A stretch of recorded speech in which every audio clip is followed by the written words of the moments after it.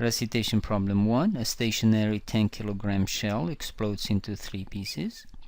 2 of the fragments have a mass of 3 kilograms each and move along the path shown in the figure with a speed of 5 meters per second.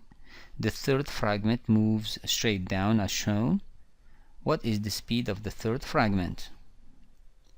Since the shell explodes under its own internal forces, the net force is equal to 0. Therefore, the momentum is conserved. P initial equals P final. The initial is 0 because it was initially at rest, the shell.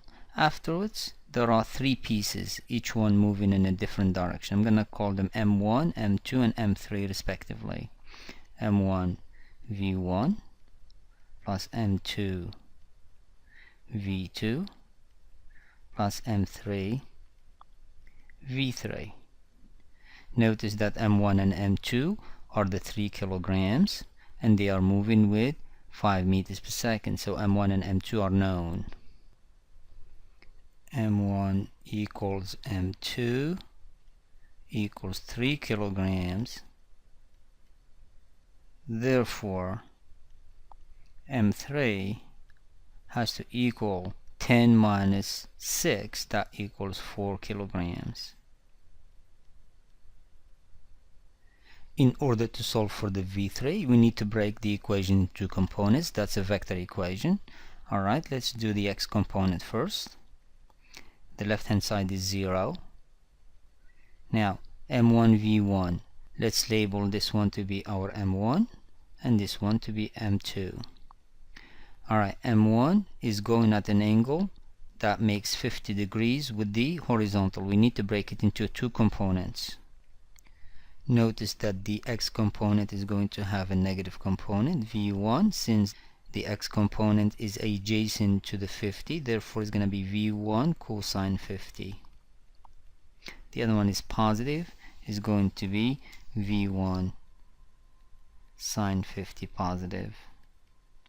We're going to do the V2 in a similar way. Both components are positive. V2 cosine 50 pointing towards the positive, and V2 sine 50 also pointing straight up positive. Notice that the V3 is nicely lined up with the y-axis. It doesn't have any x component. Alright, so the M1 V1 has a negative x component, which is M1 times V1 cosine 50.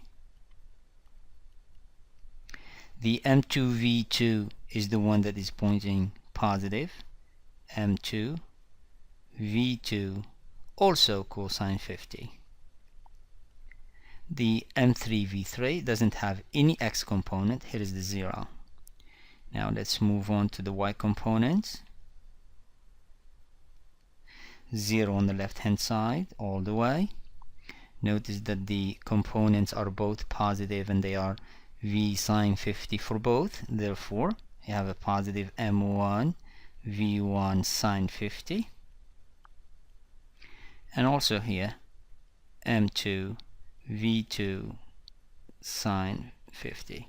On purpose kept M1 and M2 two different variables, just in case you face question where the masses are not the same. Alright, now we move on to M3. M3 is pointing straight down, therefore has a negative y component, and it is M3 V3.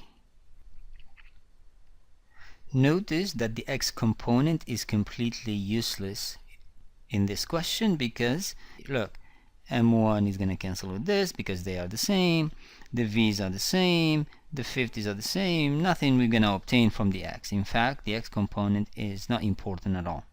The information that we need are all within the y component. Alright, from the y component, all we need to do is isolate the V3. Alright, let's move the M3 V3 to the left hand side. It looks like M3 V3 equals M1 V1 sine 50 plus M2 V2 sine 50. If you want to plug in the numbers here and solve, that's fine. The V3 is what I'm looking for. M3 is the 4. Here is the 4. Here is the 3 for the mass M1. Here is the V1, which also given to us to be 5.0 meters per second. The sine 50, you just use a calculator to evaluate it. Plus, look at this term here, is identical to the other one. It's a 3 times 5.0 sine 50.